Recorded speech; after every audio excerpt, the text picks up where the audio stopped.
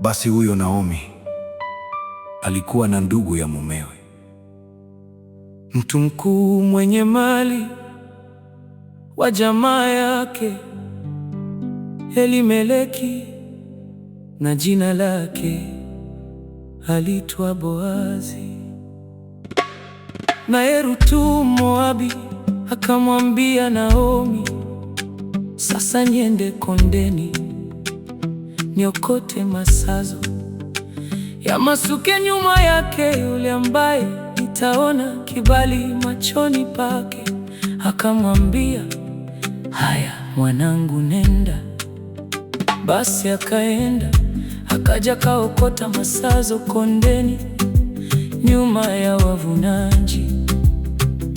Na bahati yake ikamtukia kwamba kaifika sehemu ya shamba iliyokuwa mali yake huyo Boazi, ambaye alikuwa wa jamaa yake Elimeleki. Na tazama, Boazi akaja kutoka Bethlehemu kawaamkia wavunaji, akasema, Bwana akae nanyi. Nao wakamwitikia, Bwana na akubariki. Kisha Boazi akamuuliza mtumishi aliyewasimamia wavunaji, na huyu je, ni msichana wa nani?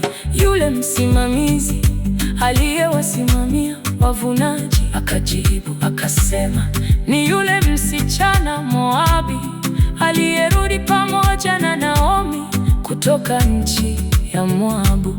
Naye akasema, tafadhali niruhusu kuokota masazo na kukusanya nyuma ya wavunaji kati ya miganda. Basi akaja, naye ameshinda tangu asubuhi hata sasa, isipokuwa alikaa nyumbani kitambo kidogo.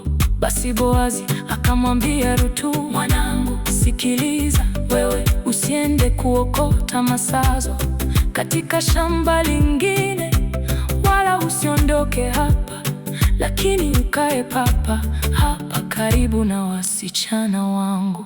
Macho yako na yelekee konde walivunalo, ufuatane nao. Je, sikuagiza vijana wasikuguse tena? Ukiona kiu uende kwenye vyombo na uyanywe walioyateka hao vijana. Ndipo aliposujudia akainama mpaka nchi, akamwambia, jinsi gani nimepata kibali machoni pako, hata ukanifahamu mimi niliye mgeni. Naye Boazi akajibu akamwambia, nimeelezwa sana yote uliyomfanyia mkweo tangu alipokufa mumeo, na jinsi ulivyoacha baba yako na mama yako na nchi yako uliozaliwa, ukawafikiria watu siowajua. Tangu hapo Bwana akujazi kwa kazi yako, nawe upewe thawabu kamili na Bwana Mungu wa Israeli, ambaye umekuja kukimbilia chini ya mabawa yake.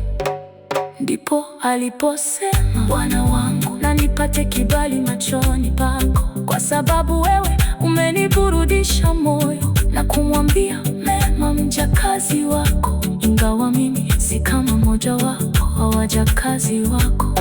Tena wakati wa chakula, huyo Boazi akamwambia, karibu kwetu, ule katika mkate wetu, na ulichovye tonge lako katika siki yetu. Basi akaketi pamoja na wavunaji, nao wakampitishia bisi, naye akala akashiba hata akasaza. Naye alipoinuka tena ili aende kuokota masazo, huyo Boazi aliwaagiza vijana wake akisema, mwacheni aokote hata kati ya miganda, wala msimkemee tena. Mtoleni kidogo katika matita na kukiacha na kiokote, wala msimkataze. Basi Ruthu akaokota masazo kondeni hata jioni, kisha akazipura zile nafaka alizoziokota, zikawa yapata 1,000 ya shayiri.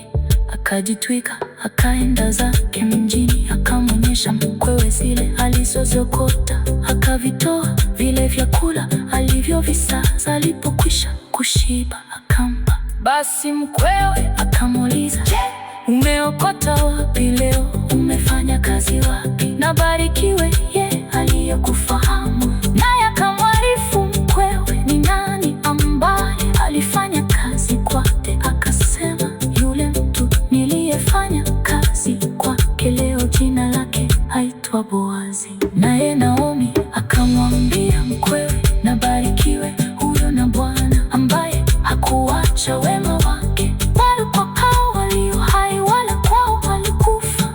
Kisha Naomi akamwambia, mtu huyu ni wa mbari yetu, mmoja wapo wa jamaa yetu aliye karibu. Naye Ruthu Mmoabu akasema, Bwana akaniambia ukae hapa karibu na vijana wangu hata watakapomaliza mavuno yangu yote. Kisha Naomi akamwambia Ruthu mkwewe, mwanangu, ni vizuri wewe ufuatane na wasichana wake, wala watu wasikukute katika kundi lingine lolote. Hivyo ye akafuatana na wasichana wake Boazi na kuokota hata mwisho wa